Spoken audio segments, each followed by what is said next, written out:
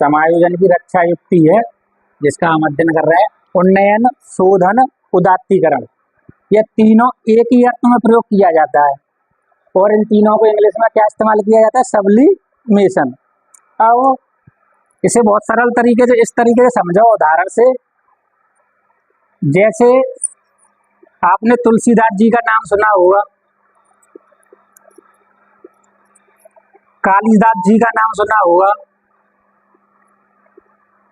लता मंगेशकर का नाम सुना होगा, रेखा तब्बू।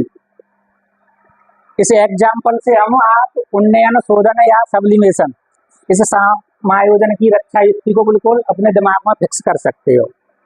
जैसे तुलसीदास जी को उनकी घरवाली थी, उनने प्रेम में ठुकरा दिया था, तो जब उनके प्रेम को स्वीकार नहीं किया गया उनकी स्वयं की पत्नी द्वारा तुलसीदास जी की, तो तुलसीदास जी ने उस प्रेम या मूल प्रवृत्ति के संतुष्ट या शांत या पूर्ण न होने पर किसी भी अनुचित या अनैतिक मार्ग की ओर अग्रसर नहीं किया, खुद को किधर की तरफ ले गए? साहित्य की ओर। किधर की तरफ ले गए? साहित्य की ओर ले गए और अपने उस तनाव को क्या कर लिया? शांत कर लिया। इसी प्रकार कालिदास जी के साथ भी यही हुआ। कालिदास जी महामूर्ख थे और इनकी पत्नी अत्यंत विद्वान थी, विदुषी महिला थी, तो उनकी पत्नी के द्वारा भी कालिदास जी के प्रेम को ठुकरा दिया गया और कालिदास जी भी किधर चले गए? साहित्य की ओर चले गए और महाकवि कालिदास बनकर सामने आए दुनिया के समक्ष। अब बात आती है लता मंगेशकर।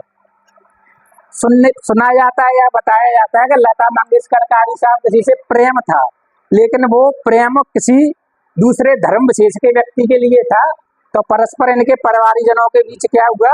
आपसी तालमेल या स्वीकृति नहीं हुई, जिसके परिणाम स्वरूप लता मंगेशकर आजीवन कुंवारी रही और अपने जो मूल प्रवृत्ति जो प्रेम था उसकी संतुष्टि या संतृप्ति नहीं हुई, तो उन्होंने अपने आप को किधर लेके गई?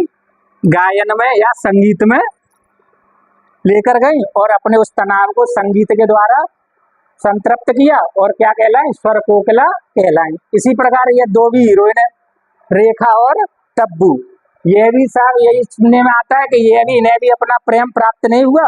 मूल प्रवृत्ति थी जो काम, वो काम प्रवृत्ति संतृप्त या संतुष्ट या पूर्ण नहीं हुई, इसकी वजह से इन्होंने भी आजीवन क्या कुंवारी रहने का फैसला किया और ये अभिनय के क्षेत्र में, किस क्षेत्र में? अभिनय के क्षेत्र में इन्होंने अपने उस तनाव को दूर किया।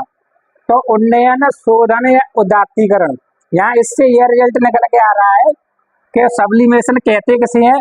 जब किसी भी व्यक्ति की मूल प्रवृत्ति है, और मूल प्रवृत्ति कौन सी? काम, यानी सेक्सुअली मूल प्रवृत्ति संतृप्त नहीं होती है, प्रेम में किसी को दुत्कार दिया जाता है, किसी के प्रेम को स्वीकार नहीं किया जाता है, तो वो व्यक्ति उस अपनी अस्वीकृति के फलस्वरूप जो तनाव प्राप्त होता है, उस तनाव को साहित्य,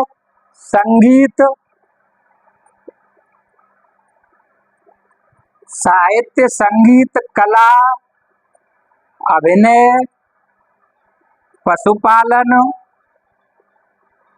या समाज सेवा, ऐसे किसी कार्य में खुद को क्या कर देता है? सुपुर्द कर देता है, यानी अपने मन मस्तिष्क को ऐसे क्षेत्र में लेके जाता है जो क्षेत्र समाज द्वारा क्या किया जाए? स्वीकार किया जाए।